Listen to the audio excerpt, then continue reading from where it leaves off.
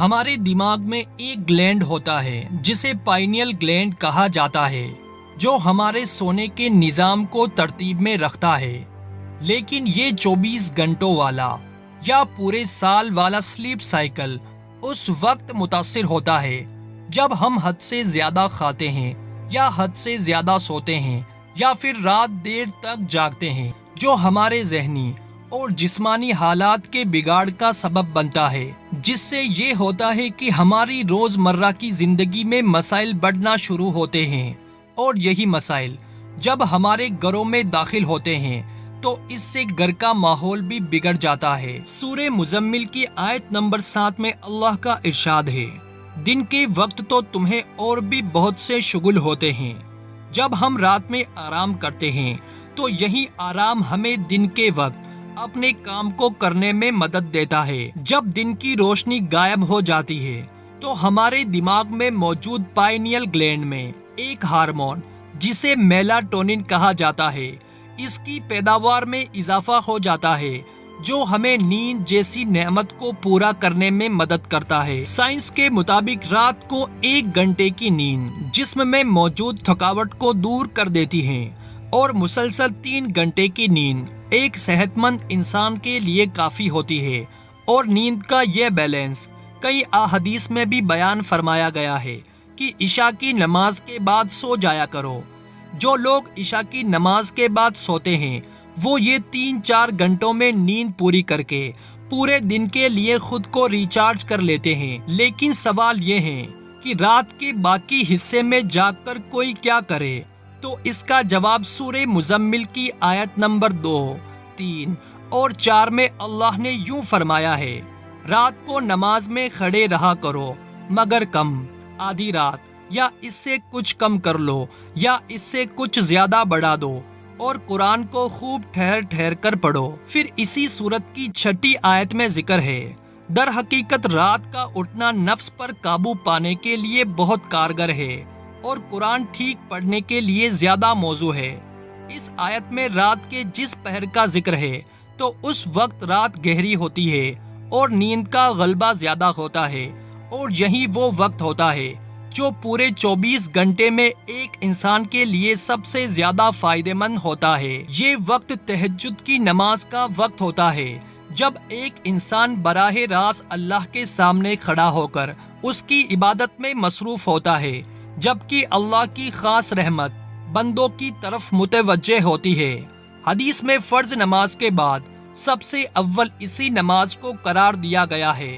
آپ صلی اللہ تعالی علیہ وسلم کا ارشاد ہے، تم رات کی نماز کو اپنے لیے لازم کر لو، کیونکہ یہ تم سے پہلے کے نیکوکار لوگوں کا طریقہ رہا ہے اور اللہ سے نزدیکی کا ذریعہ ہے، گناہوں کو مٹانے اور برائیوں سے روکنے والی ہے۔ ایک اور حدیث میں ہے، اللہ اپنے بندوں سے زیادہ قریب رات کے آخری درمیانی حصے میں ہوتا ہے، اس لیے اگر تم سے ہو سکے کہ تم ان لوگوں میں شامل ہو جاؤ جو اس وقت اللہ کو یاد کرتے ہیں تو ضرور ایسا کرو۔ تہجد کی نماز یعنی قیام اللیل کا نور دن کو بھی چھایا رہتا ہے، اور وہ رات میں قیام کرنے والوں کو اس طرح اپنی پناہ اور حفاظت میں رکھتا ہے کہ بندہ دن بھر نفس اور شیطان کے شر سے محفوظ رہتا ہے۔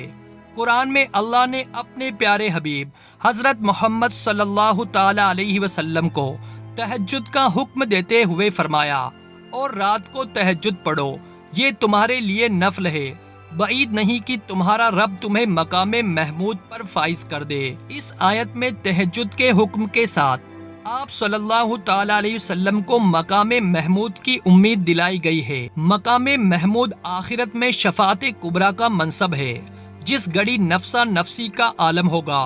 اس موقع پر رسول کریم صلی اللہ تعالی علیہ وسلم رب کائنات کے حضور سجدہ ریز ہو کر شفاعت کی درخواست کریں گے اور آپ کی شفاعت قبول کی جائے گی۔ اس آیت میں مقام محمود کا تذکرہ تہجد کے ساتھ کیا گیا ہے، جس سے معلوم ہوتا ہے کہ نماز تہجد اور مقام محمود میں ایک گہرا تعلق ہے، اور جو لوگ اس نماز کو پڑھتے رہیں گے تو انہیں مقام محمود میں کسی درجہ کی اللہ کے رسول صلی اللہ تعالی علیہ وسلم کی رفاقت میسر ہوگی۔ تہجد ایک عظیم نعمت ہے روحانی ترقی کا سب سے بڑا ذریعہ اور دل کو تر و تازہ رکھنے کا سب سے مختصر طریقہ جسے اس لذت کا احساس ہو جائے اس کے لیے ساری دنیا کی دولت فضول ہے۔ اس کے لیے اس وقت آرام کی نیند سونا کانٹے کے بستر پر سونے کے برابر ہے۔ تہجد کم سے کم 2 رکعت اور زیادہ کی کوئی حد نہیں ہے،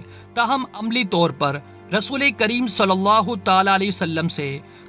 کم 4 رکعت اور زیادہ سے زیادہ 8 رکعت پڑھنا ثابت ہے۔ سائنس کی ایک حالیہ اسٹڈی کے مطابق زیادہ سونا ایک انسان کی عمر کم کرتی ہے اور کم سونا ایک انسان کی عمر بڑھاتی ہے۔ مطلب زیادہ سونے سے ایک انسان مختلف بیماریوں کا شکار ہوتا ہے۔ میڈیکل سائنس یہ بھی کہتی ہے کہ زیادہ سونے سے ایک انسان کے دل کے مسلز میں بگاڑ پیدا ہوتا ہے۔ ریسرچرز کے مطابق رات کو آدھے گھنٹے کے لیے جاگنا ایک فائدہ مند عادت ہے جو ہمارے دماغ کو دوبارہ ایکٹیویٹ کر کے دماغ کو آکسیجن فراہم کرتا ہے، جو سوتے وقت ہائبرنیشن کی کیفیت میں چلا جاتا ہے، جس سے دماغ کو آکسیجن کی فراہم نہایت ہی کم ہو جاتی ہے۔ سائنس کا یہ بھی ماننا ہے کہ آرام دہ نیند میں جاگنا ہماری یادداشت کو مضبوط کرتی ہے اور رات کا یہ پہر اپنے گناہوں پر معافی مانگنے کا بہترین وقت ہے۔ جب نیند سے جاگنے پر ہمیں ہمارے گناہ یاد آتے ہیں تو اس وقت دل پاک و صاف ہوتا ہے، اور اس وقت ایک انسان جب اللہ سے معافی مانگتا ہے تو وہ خالص دل سے مانگتا ہے۔ سائنسی تحقیق کے مطابق تہجد کی نماز ایک انسان کے جسم میں موجود منفی اثرات کو دور کرتی ہے اور اس کے ذہن سے پریشانی اور غم کو کم کر دیتی ہے، جس سے ایک انسان کے جسم کا توازن بڑھتا ہے اور اس کا مدافعتی نظام بہت مضبوط ہوتا ہے، جس سے ایک انسان صحت مند رہتا ہے۔ تہجد کی نماز کی جتنی بھی فضیلت بیان کی جائے اتنی ہی کم ہے۔ حضرت محمد صلی اللہ تعالی علیہ وسلم نے ارشاد فرمایا کہ اللہ رات کے آخری تہائی حصے میں آسمان دنیا کی طرف نزول کر کے فرماتا ہے، جیسا کہ اس کی شان کے لائق ہے کہ کون ہے جو مجھ سے مانگے اور میں اسے عطا کر دوں، کوئی ہے جو مجھ سے بخشش اور مغفرت طلب کرے کہ میں اسے بخش دوں۔ تو جو شخص اس وقت نماز ادا کرتا ہے اور اس نماز کو ادا کرنے کے بعد جو دعا مانگتا ہے وہ اللہ پاک ضرور قبول فرماتے ہیں، کیونکہ اللہ کی نظروں میں یہ انسان بہت ہی محبوب بن جاتا ہے، کیونکہ وہ فرض نماز کے علاوہ بھی ایک ایسی نماز پڑھ رہا ہے جس کو پڑھنا بہت ہی مشکل کام ہے۔ اللہ ہم سب کو بھی قیام اللیل کی دولت عطا فرمائے اور ہمارے انفرادی اور اجتماعی مشکلات کو آسان فرمائے، آمین۔ ویڈیو کے آخر میں ایک بار درود شریف پڑھنا مت بھولیے گا۔ ملتے ہیں ایک اور نئی معلوماتی ویڈیو کے ساتھ، تب تک کے لیے اللہ حافظ۔